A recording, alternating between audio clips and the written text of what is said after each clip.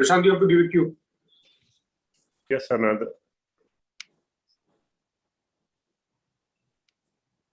So we are live on all platforms. नमस्कार साथियों,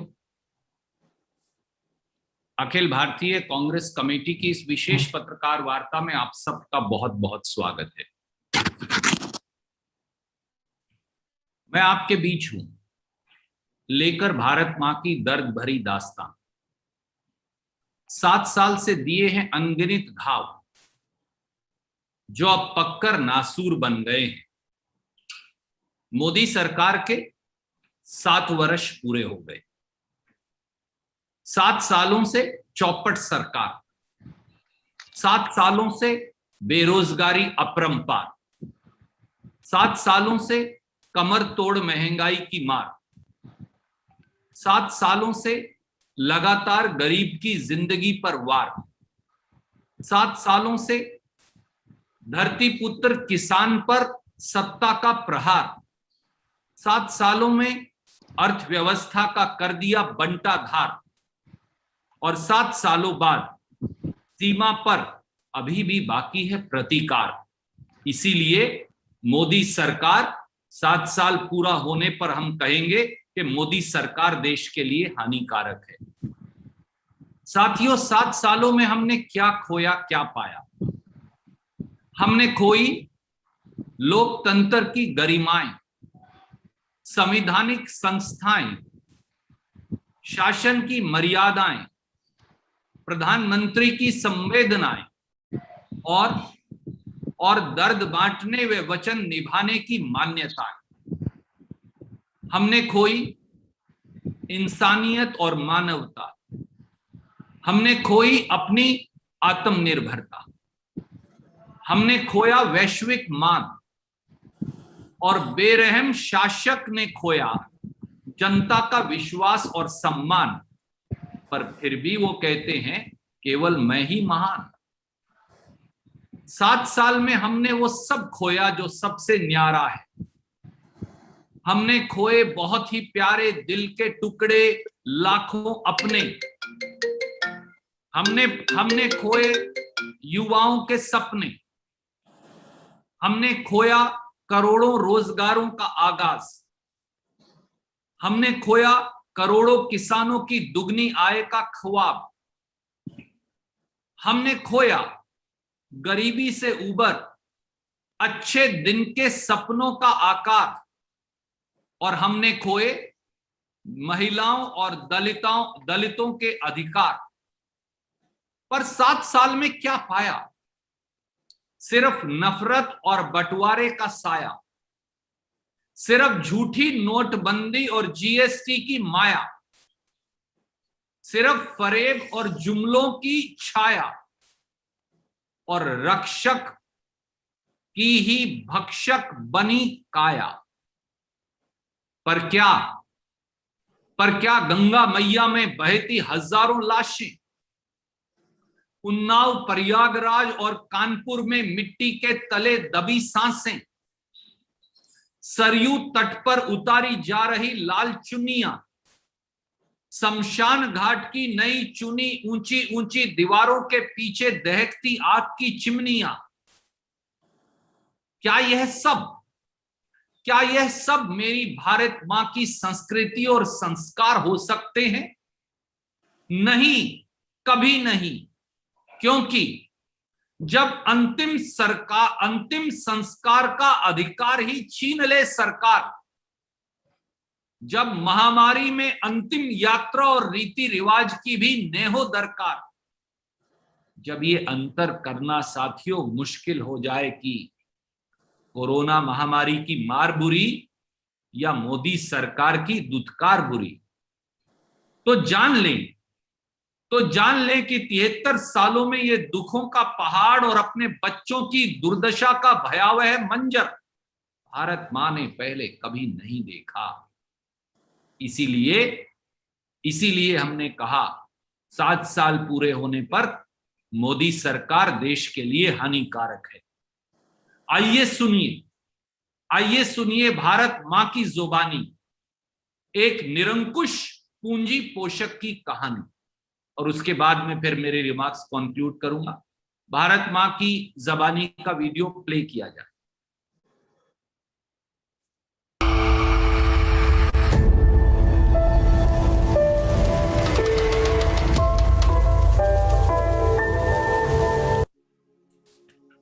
प्रिय नरेंद्र,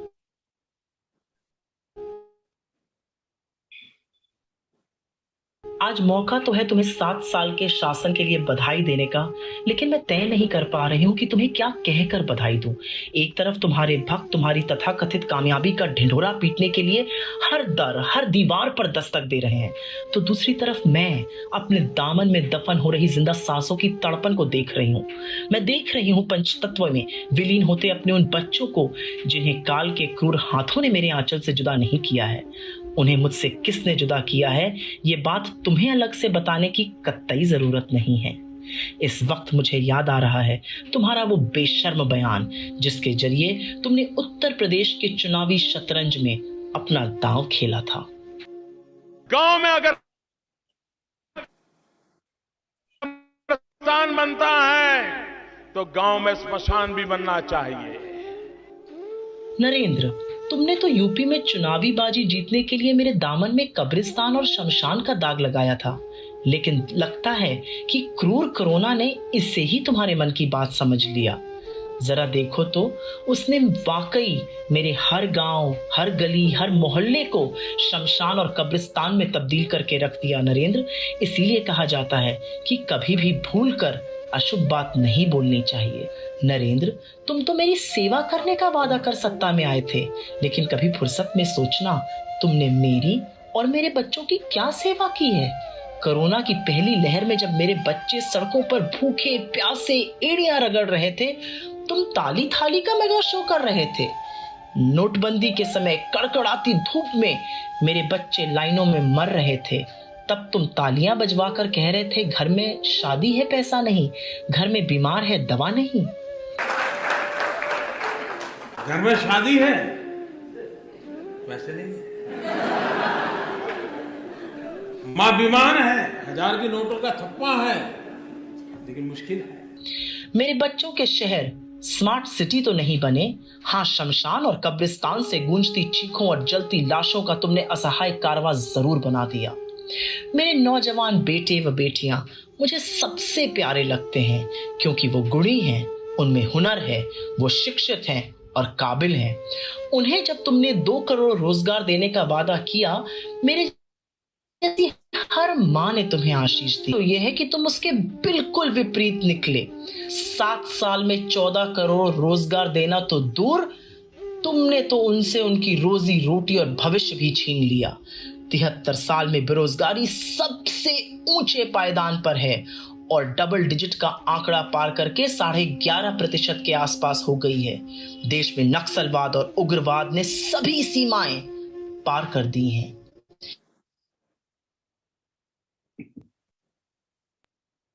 जब मेरे बच्चे छोटा छोटा व्यवसाय, छोटी छोटी दुकानदारी कर 2 जून की रोटी कमा रहे थे, तुम्हें वो भी कबूल नहीं हुआ।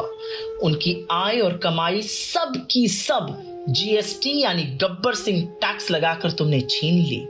मेरे बच्चों को 5 ट्रिलियन की अर्थव्यवस्था के सब्ज बाग तो दिखाए, पर असल में 5 ट्रिलियन के बैंक फ्रॉड कर देश का जमा पैसा ही गुम कर दिया।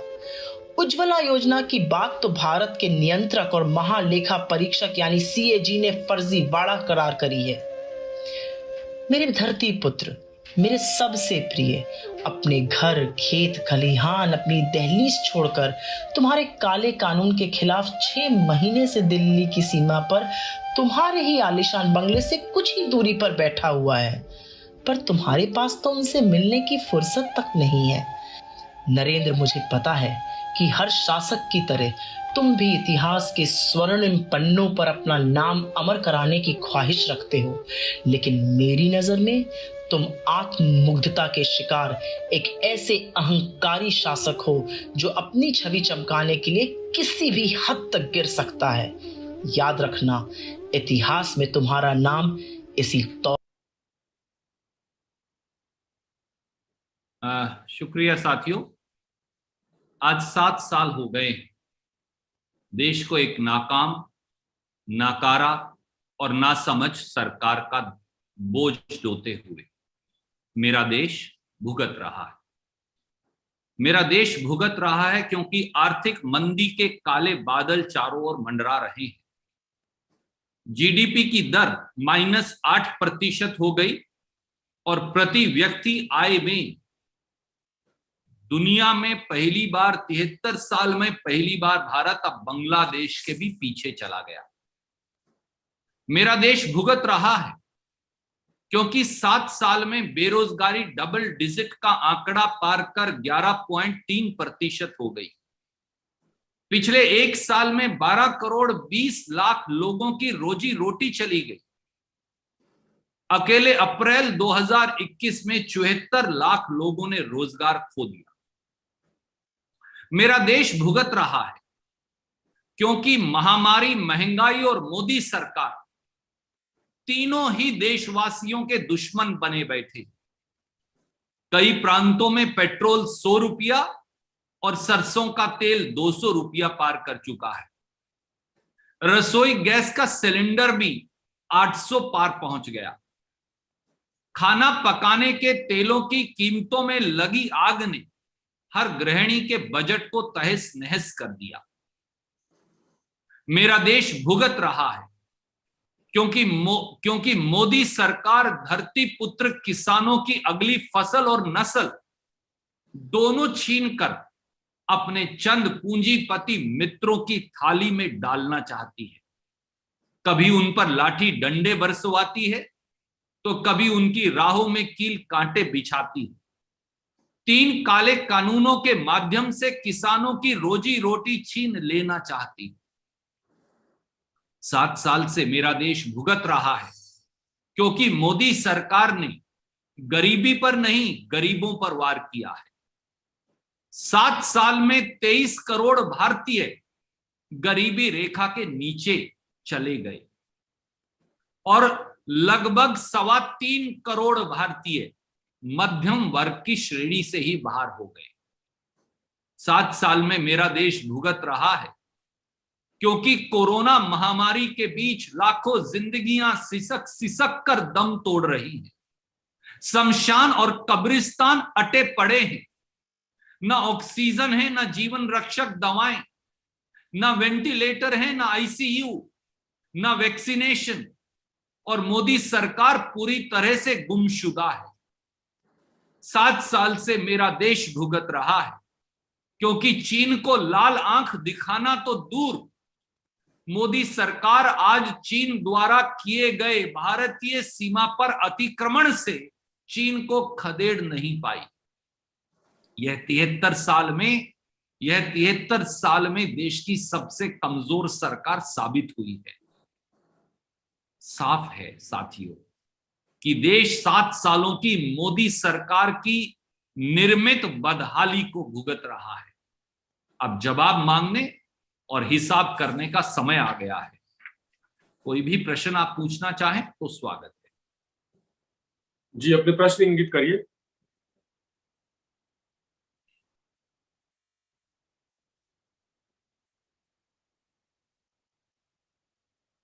Pranav, you take one by one, please. Ji, I'm waiting for a request from a friend, sir. Sir, English में बात।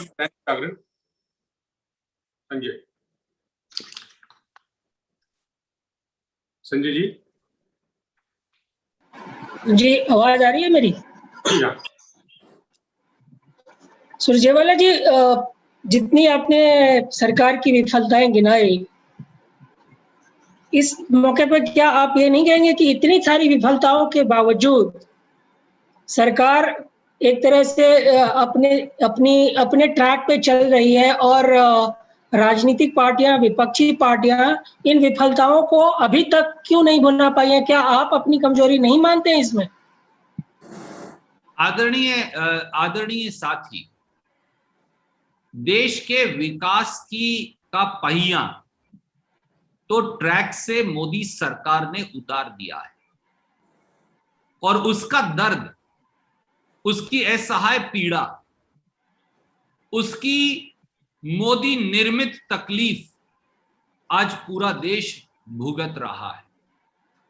वो चाहे आपका और मेरा रोजमर्रा का बजट हो, चाहे वो 200 रुपया लीटर का सरसों का तेल हो और लगभग 100 रुपया का पेट्रोल हो, चाहे वो 800 रुपया से अधिक का गैस का सिलेंडर हो, चाहे वो मसूर दाल, चना दाल और अन्य खाद्यान्नों के आसमान छूते कीमतें हो, चाहे आए दिन सिसक सिसक कर देश की लाखों जाती जिंदगियां हो कोरोना महामारी के बीच, चाहे वो आज जब हिंदी पत्रकारिता दिवस है तो पत्रकारिता और संविधान का गला घोटने की कवायद हो, चाहे वो संवैधानिक संस्थाओं को और उनकी शुचिता को तार तार करना हो। सच्चाई ये है कि आप हर पहलू उठा लीजिए, आज 7 साल पूरे हो गए तो हिसाब करने का और जवाब मांगने का समय आया है। आज 7 साल के बाद देश मोदी निर्मित आपदा से भुगत रहा है। धन्यवाद सर। अगला सवाल सिद्धार्थ एनआई से। सिद्धार्थ सर नमस्कार। बिल्कुल लाजमी बात है, 7 साल पूरे हुए हैं, विपक्ष का काम है लेखा जोखा सरकार का सामने रखना, और आपने कई तथ्य जो रखे हैं बिल्कुल साफ दिखाई देते हैं। जमीन पे महंगाई है, पेट्रोल डीजल के दाम जो हैं वो आसमान पे हैं, लोगों के पास रोजगार नहीं है, आज के दौर में वैक्सीन है नहीं है, इलाज नहीं है। लेकिन एक बात आप विपक्ष के तौर पे कैसे देखते हैं कि लोगों का जो साथ है, जो विपक्ष का काम है कमियों को गिनाना, लेकिन विपक्ष का वो लोगों का साथ क्यों नहीं मिल पा रहा है? क्योंकि इसको चुनाव से मैं जोड़ना नहीं चाह रहा, चुनाव के नतीजों की बात अलग हो सकती है, लेकिन एक मूवमेंट आपको लोगों में क्यों नहीं दिख रहा है, और विपक्ष उस मूवमेंट के अंदर विपक्ष के ऊपर विपक्ष के साथ खड़े लोग क्यों नहीं दिख रहे हैं, ये मैं पूछना चाहता हूं। आप इसे बिल्कुल चुनाव से भी जोड़िए, कोई दिक्कत नहीं। और सबसे ताजा तो हाल के ही चुनाव है। आपने देखा कि जहां जहां संसदीय चुनाव हो रहे हैं भारतीय जनता पार्टी हारती जा रही है। इस बार भी नतीजे यही निकले। विधानसभा में भी कांग्रेस पार्टी को कई जगह हमें भी शिकस्त का सामना करना पड़ा, पर आप देश के एक कोने से दूसरे कोने तक शुरू कर लीजिए। केरल के अंदर भारतीय जनता पार्टी का सुपड़ा साफ हो गया। तमिलनाडु के चुनाव में भारतीय जनता पार्टी और उनके अलाइज का सुपड़ा साफ हो गया। पुडुचेरी के चुनाव में उनके अलाइज जरूर जीते जो कांग्रेस पार्टी से अपहरण कर लेकर गए हुए व्यक्ति हैं। पश्चिम बंगाल के चुनाव में जिस पर प्रधानमंत्री ने अपनी प्रतिष्ठा, अपना व्यक्तित्व और पूरी पार्टी ने अपना सारा दारमदार लगा रखा था, हम हारे, हमें इस बात की पीड़ा है, परंतु भारतीय जनता पार्टी ने भी शिकस्त हासिल की। असम का चुनाव वो जीते हैं, उसके लिए मैंने कई बार ये कहा है कि उनको शुभकामनाएं। और लोकसभा के जो उपचुनाव हुए, विधानसभा के जो उपचुनाव हुए, उसमें भाजपा की क्या स्थिति हुई ये आपके सामने है। इसलिए आदरणीय साथी, अगर आपका इशारा चुनाव की तरफ है तो फिर चुनाव में इन राज्यों में क्या हुआ ये भी देश के सामने है। ये हो सकता है कि कहीं एक पार्टी को स्वीकारा जाए, कहीं दूसरी को स्वीकार लिया जाए, परंतु देश की जनता भारतीय जनता पार्टी को नकार रही है।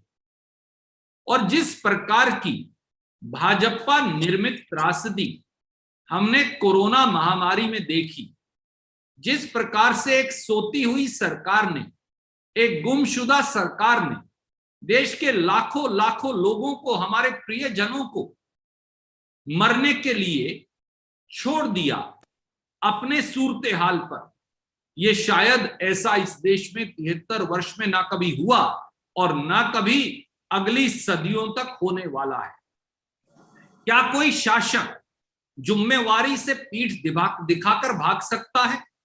आप इवेंट जीवी हो सकते हैं, आप स्वप्न जीवी हो सकते हैं, आप जुमला जीवी हो सकते हैं, पर आप सेवाजीवी, कर्तव्यजीवी कभी नहीं बन पाए, और यही इन 7 सालों की हकीकत है।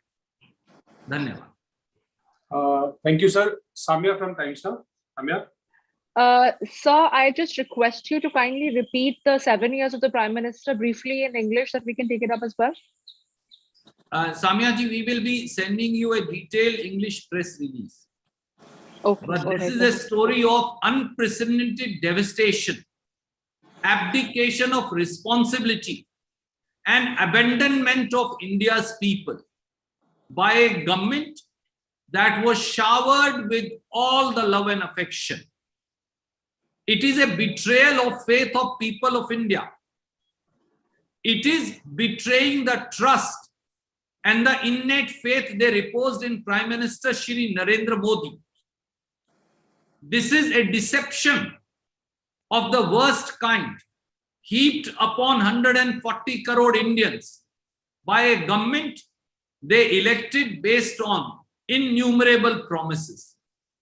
After 7 years, time has come to do stock taking. Time has come to ask, भुगत रहा है देश, और मोदी सरकार भाजपा के लिए मोदी सरकार देश के लिए हानिकारक क्यों है? Time has come to ask, why is India in such a deep economic recession with GDP at -8%? Why has India's per capita income now trailing behind a country like Bangladesh, which we carved out in ourselves?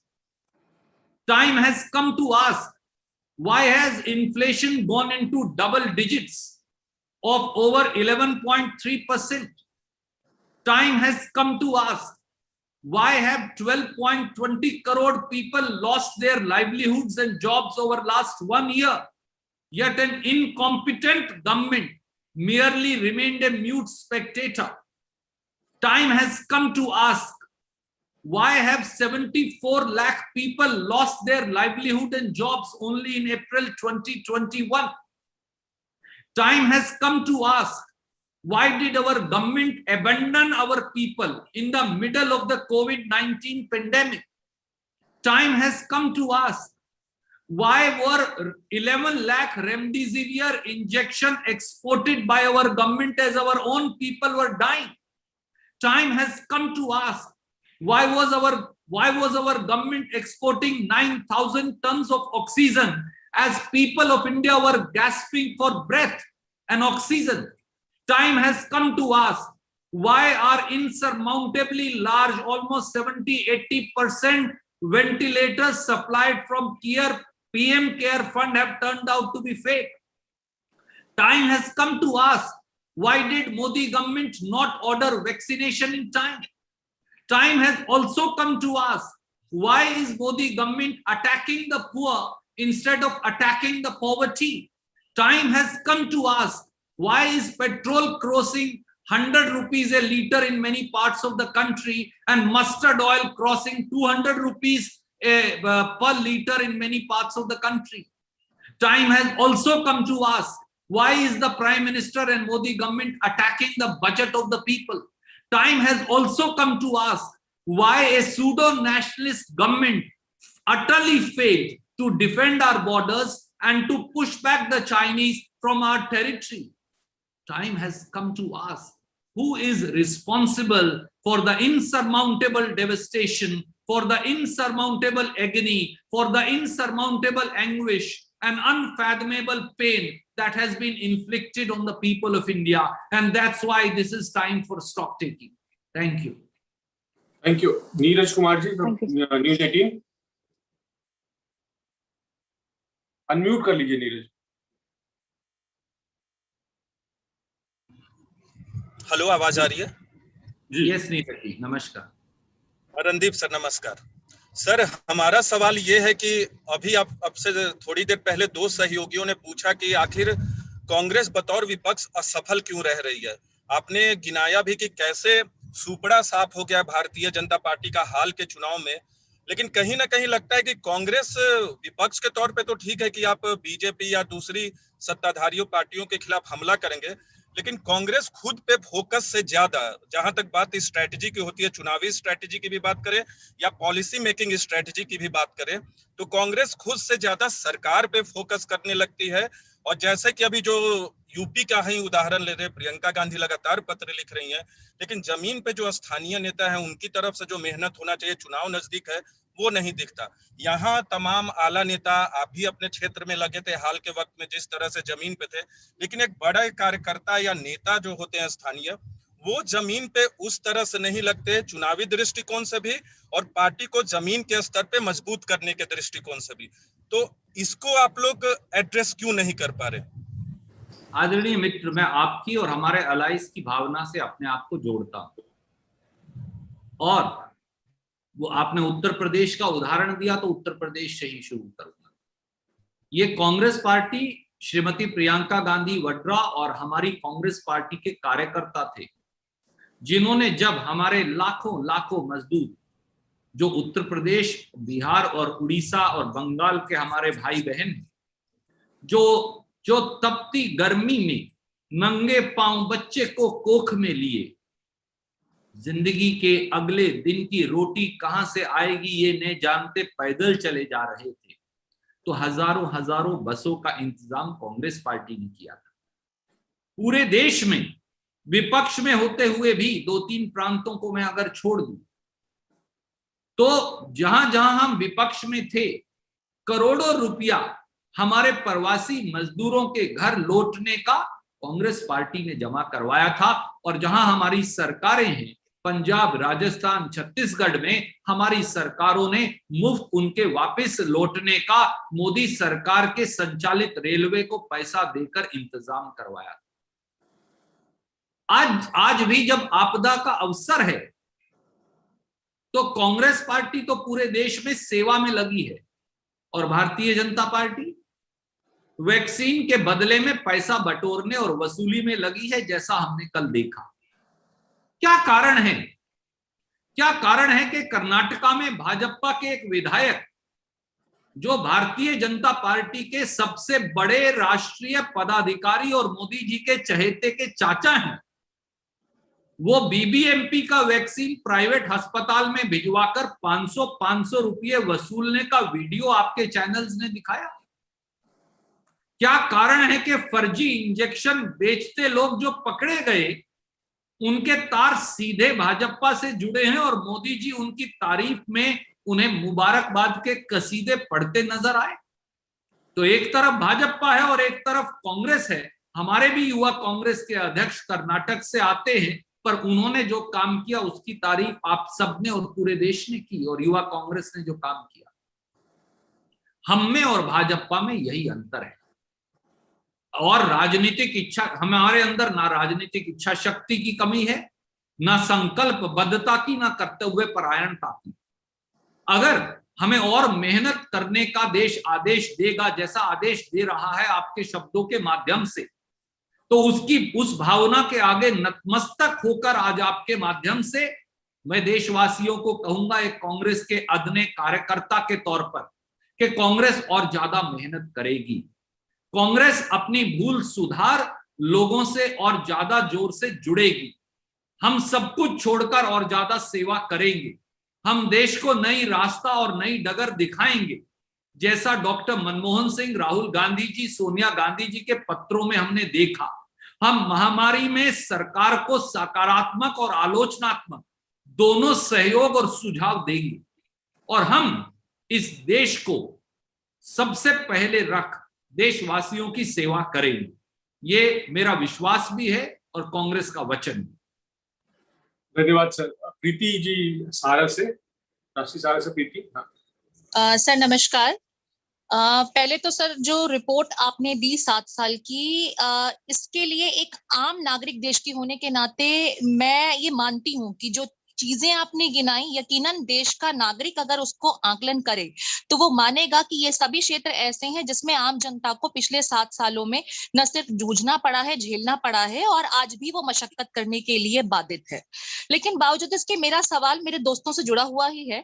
एक लोकतंत्र की खूबी यही होती है कि अगर विपक्ष मजबूत हो तो सत्ता में आसीन कोई भी पार्टी अपनी मनमानी नहीं कर सकती।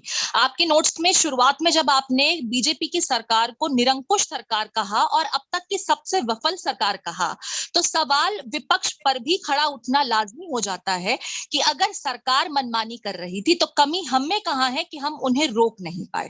पहला सवाल ये। लेकिन जैसा कि आपने पहले ही आश्वासन दिया है कि कांग्रेस पार्टी काम करती रहेगी, मैं ये समझना चाहती हूं कि अब तक जो मनमानियां हुई हैं या अब तक जिन चीजों की वजह से इस पिछले 7 सालों में बीजेपी पार्टी ने देश को बिल्कुल पीछे ला करके खड़ा कर दिया है, चाहे इकोनॉमिक मुद्दों की बात करें, बेरोजगारी की बात करें या फिर दूसरे फ्रंट से, उसको सुधार के लिए आप कैसे लेकर के आएंगे और लगातार जो आपकी पार्टियों को लेकर के उनकी तरफ से सवाल खड़े होते रहे हैं उसे काउंटर कैसे करेंगे? क्योंकि जैसे ही आप कोई सवाल खड़े करना शुरू करते हैं वो आपकी पार्टी के शीर्ष को लेकर के ही सवाल खड़े करके शायद जनता को गुमराह कर देते हैं। ये समझना चाहूंगी।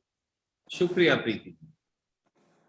सबसे पहले मैं ये कहूंगा, प्रजातंत्र में विपक्ष बहुत महत्वपूर्ण है, पर प्रजातंत्र में संविधान, संवैधानिक संस्थाएं, प्रजातंत्र की मर्यादाएं, संविधान की परिपाटियां, कानून का शासन और कहने, सुनने, बोलने, सोचने, इन सब की आजादी, ये भी उतना ही महत्वपूर्ण है। आप ये देखेंगे कि मोदी सरकार ने 7 साल में एक सुनियोजित षड्यंत्र से संवैधानिक संस्थाओं को पंगु बनाने में कोई कसर नहीं छोड़ी। उन्होंने न्यायपालिका पर आक्रमण किया, उन्होंने चुनाव आयोग पर अतिक्रमण किया, उन्होंने संसद को पंगु बनाने का षड्यंत्र किया, उन्होंने पत्रकारों से लेकर आम जनमानस की आवाज दबाने की साजिश की, उन्होंने विपक्ष को कुचलने का कुत्सित प्रयास किया। पर वो एक पुरानी कहावत है ना कि कुछ बात है कि हस्ती मिटती नहीं हमारी, सदियों रहा है दुश्मन दौरे जमा हमारा। कांग्रेस पार्टी ने अंग्रेज से लोहा लिया, कांग्रेस पार्टी ने गरीबी से लोहा लिया, कांग्रेस पार्टी ने सामाजिक कुरीतियों से लोहा लिया, कांग्रेस पार्टी ने जात पात और धर्म के विभाजन से लोहा लिया, कांग्रेस पार्टी ने देश को विकास से विनाश की तरफ ले जाने वाली ताकतों के सदैव दांत खट्टे किए। और आज मैं फिर ये कहता हूं, जब मोदी सरकार के 7 साल पूरे हुए हैं और पूरा देश भुगत रहा है, मेरा देश भुगत रहा है, आपका देश भुगत रहा है, हमारा देश भुगत रहा है, कि ये देश मिलकर और कांग्रेस पार्टी सबसे आगे चलेगी, हम उन सारी ताकतों के दांत खट्टे कर देंगे जो विनाशकारी ताकतें हैं, विभाजनकारी ताकतें हैं, विघटनकारी ताकतें हैं, और जो दुर्भाग्य से सब्ज बाग दिखा, झूठे सब्ज बाग दिखा, सत्तासीन हो गई है। धन्यवाद। धन्यवाद सर। मोहित दुबे, न्यूज नेशन से। नमस्कार मोहित। मोहित, हेलो। हाँ जी, आवाज आ रही है आपकी, पूछे। हाँ सर, नमस्कार, मैं मोहित दुबे बोल रहा हूँ। नमस्कार। मेरा सवाल ये है कि भारतीय जनता पार्टी ने आपके प्रेस कॉन्फ्रेंस को लेकर सवाल खड़े किए हैं। भारतीय जनता पार्टी ने कहा है कि 7 साल में मोदी सरकार ने शानदार काम किया है, और कांग्रेस प्रेस कॉन्फ्रेंस इसलिए कर रही है क्योंकि उसने 70 सालों में कोई काम नहीं किया है, और कांग्रेस की जो स्थिति अभी है वो उसके कार्यों का नतीजा है। भारतीय जनता पार्टी के इस प्रतिक्रिया का क्या जवाब देंगे आप? आदरणीय मित्र, देश अब भाजपा के जुमलों से थक चुका है। अब स्वपन जीवी, इवेंट जीवी की मन की बात नहीं, देश के काम की बात की आवश्यकता है। मैंने आपको ठोस आंकड़े दिए 7 महत्वपूर्ण पायदानों पर। जब हमने सरकार छोड़ी, मैं फिर याद दिलाऊंगा, तो 8% औसतन जीडीपी की ग्रोथ दर, बढ़ोतरी की दर थी। लोगों की जेब में पैसा था, गांव के मजदूर से लेकर शहर के गरीब तक। मध्यम वर्ग भी तरक्की कर रहा था, अमीर भी तरक्की कर रहा था, उद्योगपति भी तरक्की कर रहा था, फैक्ट्री का मालिक भी तरक्की कर रहा था और फैक्ट्री का मजदूर भी तरक्की कर रहा था, किसान और साधारण व्यक्ति भी तरक्की कर रहा था। 8% की पॉजिटिव ग्रोथ दर से आप देश को 7 साल में -8% पर ले आए हो, यानी 16% की गिरावट, और आप कह रहे हो सब चंगासी। बांग्लादेश, जो इस देश ने स्वर्गीय श्रीमती इंदिरा गांधी ने पाकिस्तान के 2 टुकड़े कर अपने हाथ से बनाया, वो देश ही 50 साल के बाद प्रति व्यक्ति आय में भारत से आगे निकल गया, और आप कह रहे हो सब चंगासी। चीन ने आज भी भारत मां की सरजमी पर कब्जा कर रखा है, डेप्सांग प्लेन्स में, अरुणाचल के अंदर गांव बसा लिया, डोकलाम में चिकन्स नेक तक पक्की सड़कें बना ली। देश की सामरिक और भूभागीय अखंडता आज खतरे में है। दुश्मन हमारी सीमा के अंदर आकर बैठा है, और आप कह रहे हो कांग्रेस जिम्मेवार है। 22 लाख करोड़ रुपया आपने पेट्रोल और डीजल की कीमतों पर टैक्स लगाकर 7 साल में जनता की जेब से लूट लिया, और जिम्मेवार कांग्रेस है।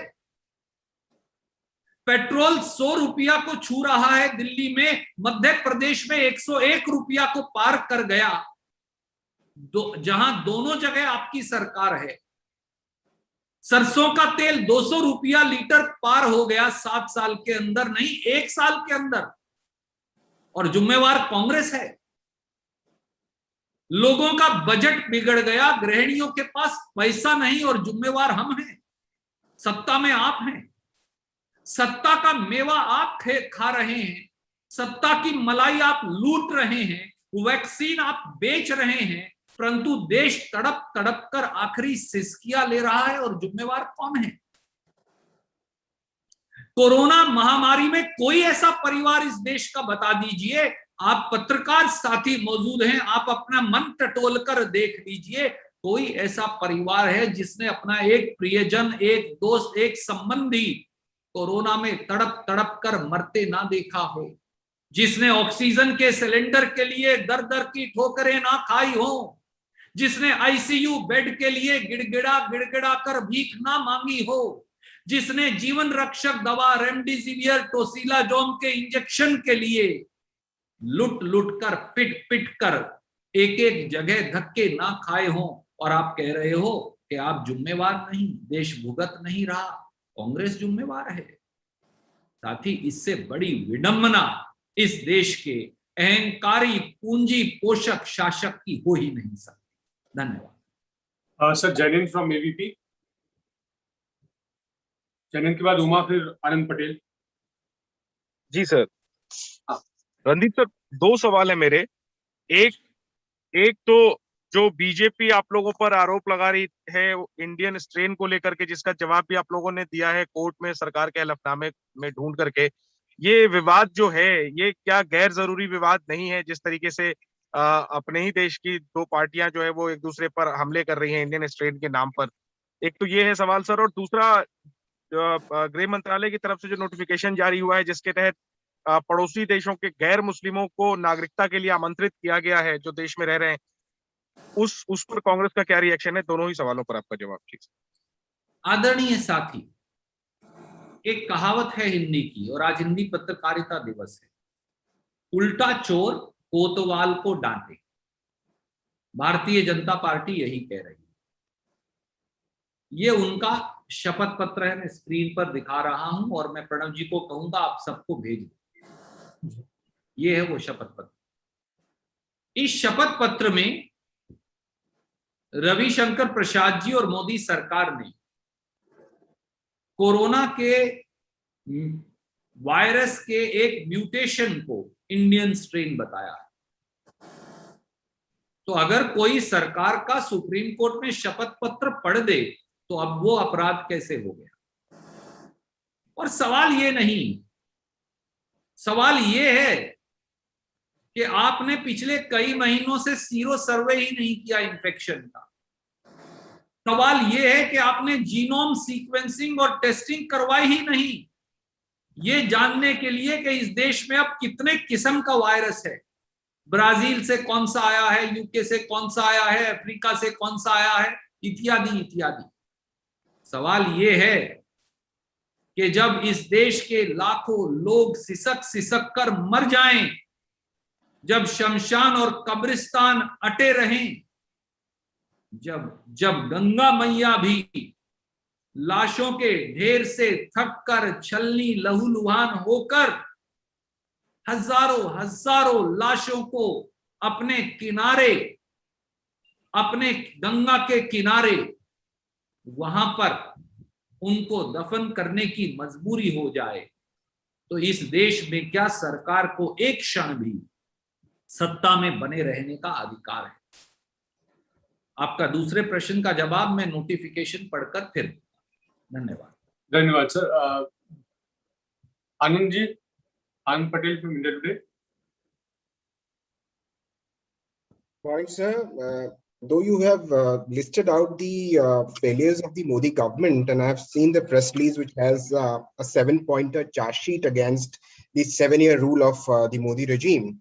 But I would request you to list out at least 3 biggest shortcomings of Modi 2.0 if you can, sir. 3 biggest. 2.0. Anand ji, Haryana की एक कहावत है और उसमें ये कहा गया, एक नालायक घर में जब बच्चा पैदा हो गया तो उसने पूरे घर को ही तहस नहस कर दिया। अगर मैं उसे साधारण हिंदी में बताऊं तो उसके ये मतलब, the truth is Modi government's 7 years are a story of immeasurable pain, insurmountable devastation, and unfathomable agony and anguish for nation's 140 crore people. Modi government has abandoned its people and abdicated its duty and responsibility in the middle of the COVID-19 pandemic. Modi government is guilty of attacking the poor, the middle class, the marginalized, instead of attacking the poverty. Modi government has decimated by a design and its failures a robust Indian economy into deep economic recession today. Modi government is responsible for runaway inflation, where petrol is crossing 100 rupees for the first time in 73 years and mustard oil is crossing 200 rupees a liter. Modi government is guilty of unpardonable compromise on national integrity as also our territorial integrity. Modi government has only given us pain. Modi government has only given us suffering. And Modi government has decimated the very edifice of democracy in this country. And we need to restore it as a nation together. Thank you. Thank you. Umaji from NTV. नमस्कार उमा जी। नमस्कार रणदीप, मैं कम से कम शब्दों में अपना सवाल रखने की कोशिश करता हूं। राहुल गांधी कांग्रेस पार्टी के निर्विवाद नेता हैं और वो चेहरा थे कांग्रेस पार्टी के, 2024 में भी वो चेहरा रहेंगे, इसमें किसी को कोई शक नहीं होना चाहिए। लेकिन मेरा सवाल ये है कि जैसे अभी हमारे साथी लोग पूछ रहे थे कि विपक्ष की कमजोरी देखने में ये आ रहा है कि जो फ्रैक्चर्ड ऑपोजिशन है वो कहीं ना कहीं बीजेपी के लिए एक एज का काम करती है, एज देती है बीजेपी को। क्या 7 साल के अपने विपक्ष के अनुभव में आपने ये सीखा है और क्या आगे आने वाले दिनों में विपक्ष के उन नेताओं को ज्यादा तरजीह देकर या उनको आगे कर कांग्रेस पार्टी एक ऐसा फ्रंट बनाने की कोशिश करेगी ताकि जो वोटों का बंटवारा होता है वो रुक सके? आदरणीय मित्र, मैं आपके सवाल की भावना की कदर करता हूं। आज सबसे जरूरी देश है, देश ही सबसे पहले है। और कांग्रेस नेतृत्व, वो श्रीमती सोनिया गांधी जी हो, वो श्री राहुल गांधी जी हो, या हमारे पार्टी का दूसरा शीर्ष नेतृत्व हो, उनको इस बात का एहसास है कि आज देश को मोदी निर्मित आपदा से बचाना ही पहली प्राथमिकता है। देश की तरक्की को दोबारा ढर्रे पर लाना ही पहली प्राथमिकता है। देश के लोगों की जेब में पैसा डालना और उनकी आय को बढ़ाना, बेरोजगारी को मिटाना, किसान के आंसू पहुंचना, मजदूर और गरीब उस तक पहुंच पाना, यही देश की प्राथमिकता है। और वो करने के लिए जो भी नीतिगत कार्य उन्हें करना है, वो कांग्रेस पार्टी उस पर बाकायदा विचार भी कर रही है। जहां तक सवाल है हमारे अलाइज का, आप याद करिए 2004 में से पहले ये कहते थे कि कांग्रेस कोएलिशन में काम नहीं कर सकती। श्रीमती सोनिया गांधी जी ने ये झुटलाकर दिखाया। और आज भी देखिए, भारतीय जनता पार्टी का सबसे पुराना मित्र कौन था जिन्होंने एनडीए बनाया? वो थे दो लोग। पहली थी शिवसेना, आज वो कांग्रेस उनके साथ मिलकर महाराष्ट्र में जनसेवा के कार्य में लगी है। हम इसी प्रकार से जूनियर पार्टनर के तौर पर एक और प्रांत, जहां से हमारे साथी प्रणब जी भी आते हैं, झारखंड में भी काम कर रहे हैं। हम कई और प्रांतों में, तमिलनाडु एक और बहुत बड़ा प्रांत, हम एक जूनियर पार्टनर के तौर पर वहां डीएमके के साथ काम कर रहे हैं। हमने बंगाल में एक और प्रयास किया, उसमें हम कामयाब नहीं हुए, पर हमने एक कोएलिशन पार्टनर चुना। तो इसलिए कांग्रेस पार्टी वक्त की नजाकत को समझते हुए, परंतु हमारे लिए अपना अस्तित्व, कांग्रेस सबसे पहले है, क्योंकि कांग्रेस इस देश की आत्मा में है, कांग्रेस विचारधारा है, कांग्रेस सोच है, कांग्रेस नीति है। और सभी पार्टियां कहीं ना कहीं कांग्रेस की विचारधारा और सोच से निकली हैं। तो इसलिए कांग्रेस की उस सोच को आगे ले जाने और सुदृढ़ करने के लिए, जो भारत की आत्मा से जुड़ी है, हम हर संभव कार्य कर रहे हैं और करते रहेंगे। धन्यवाद। Thank you, sir. Two questions more, sir. Jyotirmay, very senior, waiting for a long time. Jyotirda, please come in. And after that, Sandeep Swarnkar, last question. Unmute yourself, Jyotirmay. Unmute yourself. Yes. Go ahead. Ask your question. I'm sorry, अभी भी आवाज आपकी नहीं आ रही है. Can we take the next question and then yes, we'll come? Sandeep, please come in. Sandeep Swarnkar from Vartman. हाँ, नमस्कार संदीप जी। हाँ, मुझे ये समझ में नहीं आता है कि 7 साल हो गया ये बीजेपी गवर्नमेंट सेंटर में आ गया, फिर भी अभी तक ये कांग्रेस ने पिछले इतना साल ये नहीं किया, वो नहीं किया, क्यों ये गिनाते? लोगों ने आपको चुना है, आपको करना है, फिर भी ये लोग बोलते जा रहे हैं।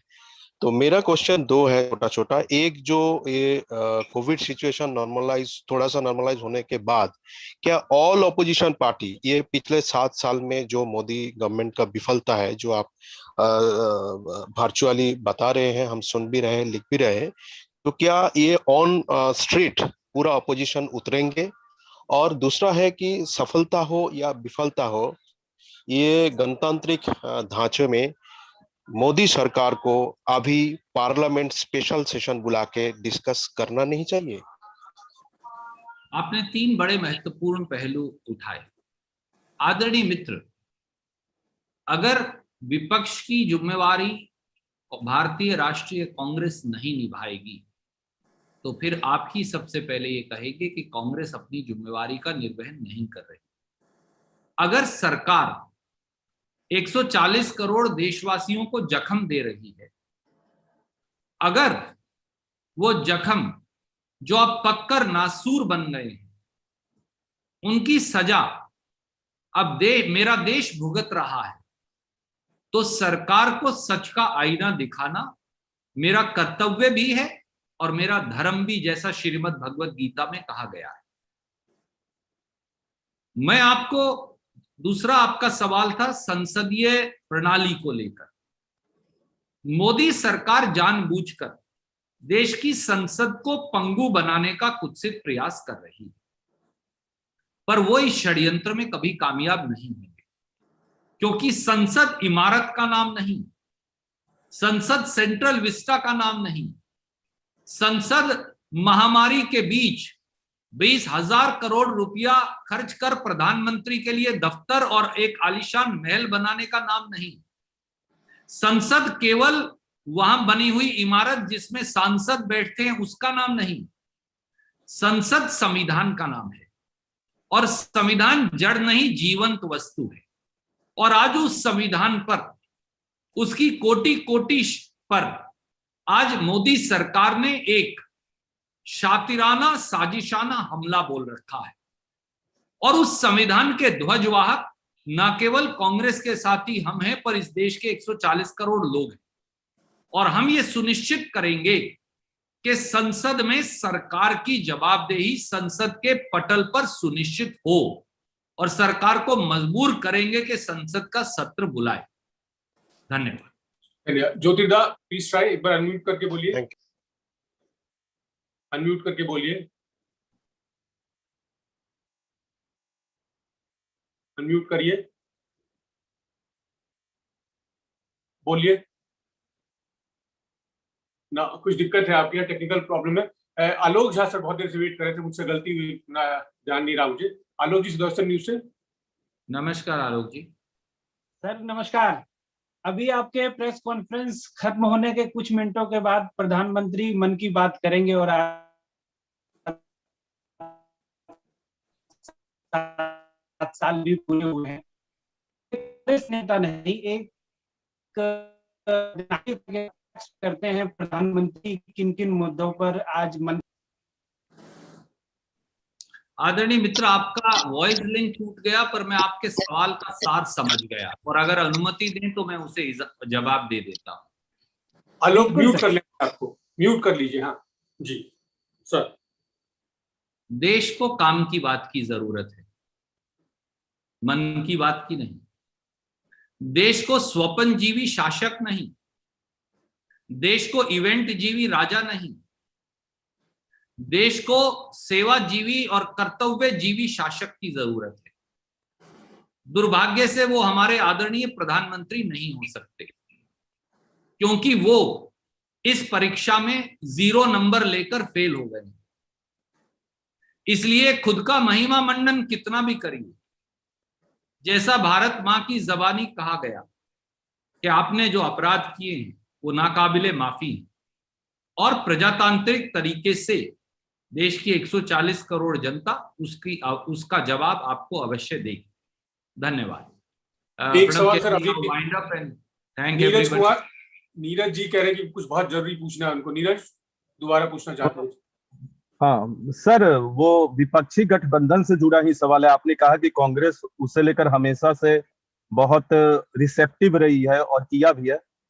निकट भविष्य में 5 राज्यों के विधानसभा चुनाव है। 4 राज्यों में कांग्रेस पार्टी बहुत ही मजबूत है, चाहे पंजाब की बात करे या फिर उत्तराखंड की बात करे, गोवा की बात करे। यूपी में कमजोर है कांग्रेस। क्या समाजवादी पार्टी से फिर अलायंस हो सकता है? कांग्रेस सोच सकती है? आदरणीय मित्र, इसका जवाब पत्रकार वार्ता में नहीं दिया जा सकता। आप बहुत सुलझे पत्रकार हैं। इसका निर्णय कांग्रेस पार्टी का नेतृत्व, कांग्रेस कार्य समिति, हमारी प्रभारी महासचिव श्रीमती प्रियंका गांधी वड्रा करेंगी। और आप अगर उनके कार्यालय को लिखेंगे तो मुझे अवश्य विश्वास है कि वो आपको जवाब देंगे। परंतु जब भी इस बारे में पार्टी कोई निर्णय लेगी, मैं अवश्य आपको सूचित करूंगा। धन्यवाद। और आप सबका एक बार फिर बहुत बहुत शुक्रिया। मैं ईश्वर से प्रार्थना करूंगा कि आप सब सुरक्षित रहें, आपके परिवार और प्रियजन सब सुरक्षित रहें, और हिंदी पत्रकारिता दिवस की एक बार फिर शुभकामनाएं। ईश्वर से यह भी प्रार्थना करूंगा कि आपका कलम और कैमरा तेज धारदार तरीके से लोगों की समस्याएं ऐसे ही दिखाता रहे और लिखता रहे। नमस्कार, जय हिंद। आपको भी सर धन्यवाद। नमस्कार। नमस्कार। Thank you sir. Thank you.